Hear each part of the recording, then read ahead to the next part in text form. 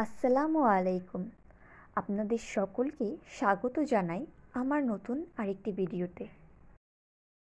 হযরত সাহল ইবনে সাদ আস-সাঈদী রাদিয়াল্লাহু আনহু থেকে বর্ণিত, একবার রাসূলুল্লাহ সাল্লাল্লাহু আলাইহি সাল্লাম ও তার মুশরিকরা পরস্পর মুখোমুখি হলেন এবং যুদ্ধ আরম্ভ হয়ে গেল। তারপর রাসূলুল্লাহ সাল্লাল্লাহু আলাইহি সাল্লাম তার সেনাবাহিনীর দিকে অগ্রসর হলেন এবং অপর পক্ষ তাদের সেনাবাহিনীর সাথে মিলিত হল। রাসূলুল্লাহ সাল্লাল্লাহু আলাইহি সাল্লামের সঙ্গীদের মধ্যে সেদিন এমন এক ব্যক্তি ছিল যে বীরত্বের সাথে লড়ছিল। কোনো কাফিরকে দেখা মাত্র সে তার পেছনে লেগে যেত এবং তরবারি দ্বারা খতম করে দিত। লোকেরা তার বীরত্ব দেখে বলাবলি করছিল যে, অমুক ব্যক্তি আজ বীরত্বের পরিচয় দিয়েছে, আমাদের কেউ তা পারেনি।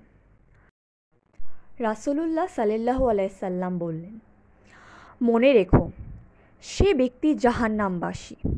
উপস্থিত লোকদের একজন বলল, আমি সর্বক্ষণ তার সাথে থাকব। তারপর সে ব্যক্তি তার পেছনে থাকল। যেখানে সে থামত সেও সেখানে থেমে যেত। যখন সে দ্রুত বেগে কোথাও যেত সেও তার সাথে দ্রুত বেগে সেখানে গমন করত। শেষ পর্যন্ত সে ব্যক্তি মারাত্মকভাবে জখম হলো।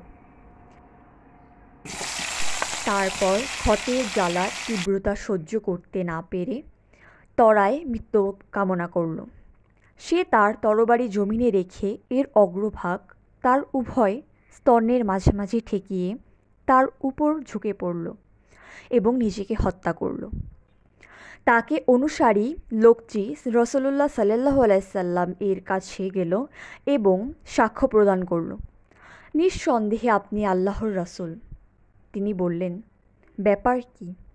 সে বলল, আপনি একটু আগে যে ব্যক্তিকে জাহান্নামী বলেছিলেন এবং লোকেরা এতে আশ্চর্যান্বিত হয়েছিল, আমি বলেছিলাম আমি তার সাথে থেকে তোমাদেরকে খবর পৌঁছাবো।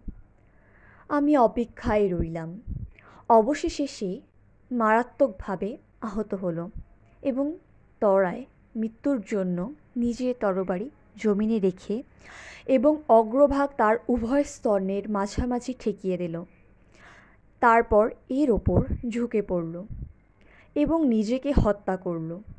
এ কথা শুনে রাসূলুল্লাহ সাল্লাল্লাহু আলাইহি সাল্লাম বললেন, লোকের দৃষ্টিতে কোনো ব্যক্তি জান্নাতের কাজ করেছে অথচ সে জাহান্নামী হয়, আবার লোকের দৃষ্টিতে কোনো ব্যক্তি জাহান্নামের কাজ করেছে অথচ সে জান্নাতবাসী হয়।